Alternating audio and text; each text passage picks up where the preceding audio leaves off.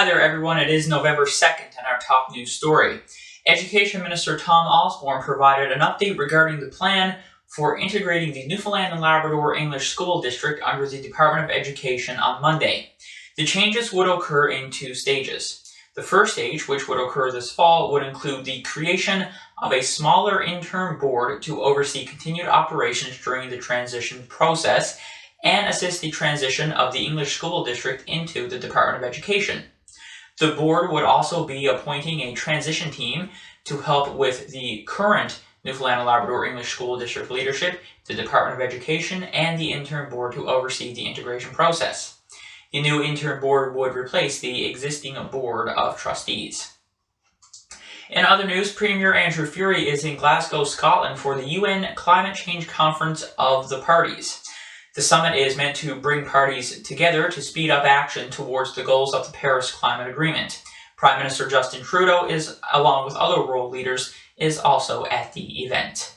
And finally, the provincial government has purchased 2 Chevy Bolts to add to its fleet of vehicles for the Department of Transportation and Infrastructure. The Chevy Bolt is an electric vehicle that does not use gasoline and does not emit exhaust or greenhouse gases. Additionally, there are fewer maintenance costs, no fuel costs, and costs associated with engines such as oil changes are eliminated. Your weather forecast is up next. We were getting married in the most beautiful rural setting. My mom got sick and couldn't be with us for our big day. I was heartbroken. Thankfully, we discovered ExploreNet. They responded right away and connected us to high-speed internet. Our big day was incredible because it felt like Mom was there. ExploreNet. Connect to what matters.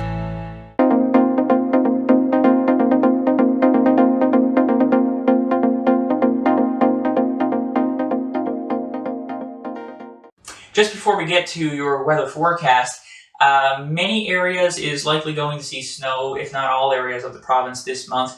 We've already seen snow in portions of Labrador, and you're probably seeing posts circulating on social media as well of some areas expecting to see snow. The thing is, a lot of those are based on a single weather model, and basically, when you look at a forecast, there's several different weather models. So there's a couple Canadian ones. There's the RDPS, the GDPS. In the United States, there's several as well, such as the NAM and the GFS forecast. There's a European weather model, and several weather agencies around the world have their own weather models. And what they do is they kind of output a different scenario based on the information that they have, based on how they run certain equations. So if you happen to see a post that says a particular weather model is saying, oh, we're going to get all this snow, it's probably not the most accurate, because to make a weather forecast, as I'll explain to you in a second, when we go to make a weather forecast, you have to take more than one weather model into account, and that's what we base your forecast off. So we'll start with the forecast now tonight, and the way we make a forecast, we base it on at least 3 weather models at the very minimum. If there's a storm system on the way, we tend to bring in as many that we have access to. So here's your forecast for tonight. We'll start out in St. John's. We're looking at cloudy periods tonight and a low of +4. Central tonight getting down to 2 degrees with some cloudy periods.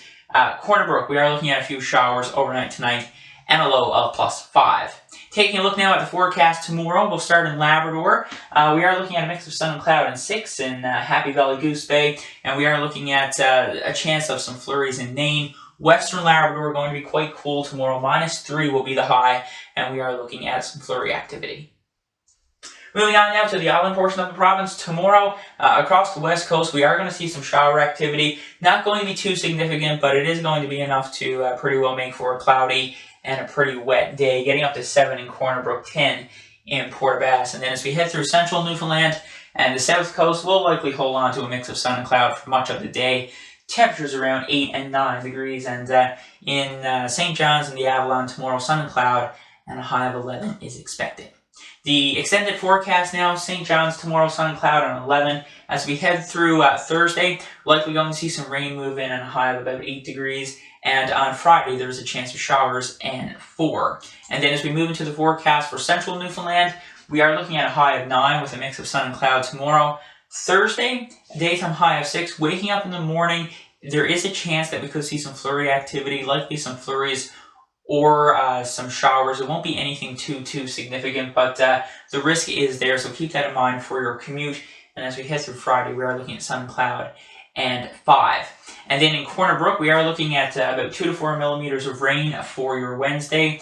Thursday, we are looking at some flurries or some rain showers, at least the risk, especially on the west coast where we do have the long-range mountains. Over higher terrain, of course, is the greater risk for seeing some snow, a daytime high of 4. And as we head through Friday, we are looking at flurries or rain showers and a high of 4 degrees as well. That is the latest news and weather forecast. And now you can check out newfoundnews.ca for more.